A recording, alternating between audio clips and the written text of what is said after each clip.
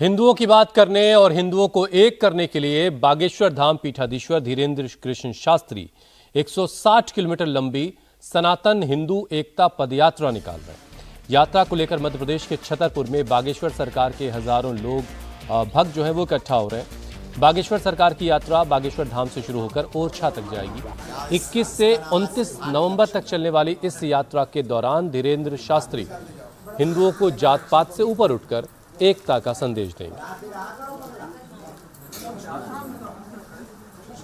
जगे हुए भारत के 2024 के जगे हुए हिंदू हैं।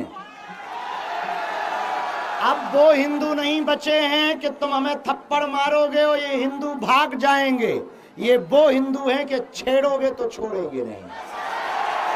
और ये हिंदू हिंसावादी नहीं, अहिंसावादी हैं, क्योंकि इनके हाथों में तलवारें नहीं हैं, विचार की तलवारें हैं। हम इन हिंदुओं के हाथों में शिक्षा की किताब देना चाहते, इन हिंदुओं के हाथों में रामायण और गीता देना चाहते, इन हिंदुओं के हाथों में हम तर्कवादी सोच देना चाहते, इन हिंदुओं के हाथों में हक के लिए लड़ने का अधिकार देना चाहते। हम चाहते हैं ये हिंदू हक की बात बोले, तर्क की बात बोले, संविधान की बात बोले, देश एकता की बात बोले, और इनको कोई छेड़े तो ये किसी को छोड़े ना।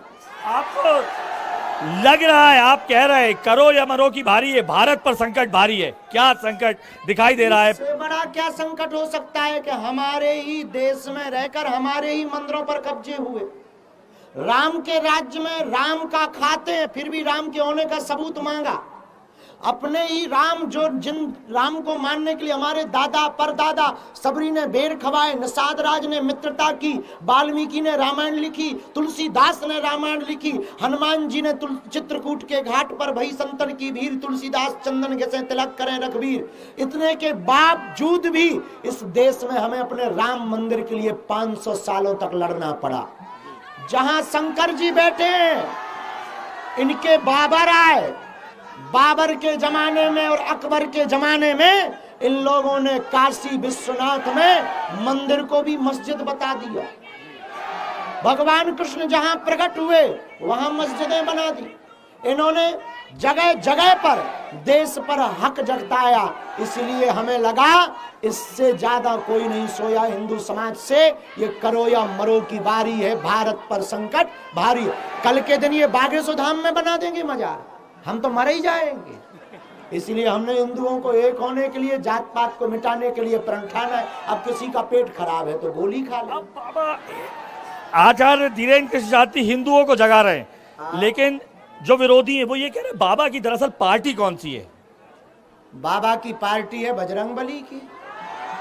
उसका निशान है मुगदर, उसका नारा है जो राम का नहीं वो किसी काम का नहीं, और उसका सीधा सा खतरनाक शब्द है ठठरी।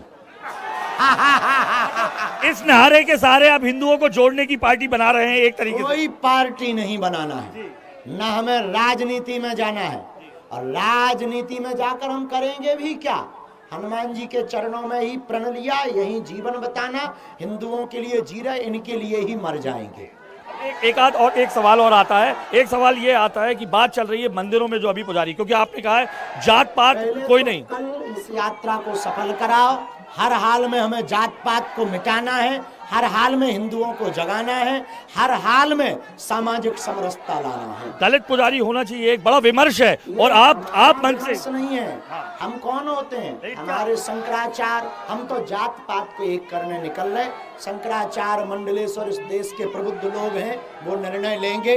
भैया हमको तो जात पात और भेदभाव को दूर करना है। जैसे राम सबरी के घर बेर खाया है, भगवान कृष्ण ने विदुरानी के घर पर साग को खाई। हम भी सनातन हिंदुओं में आपस में प्रेम को बढ़ाना चाहते हैं।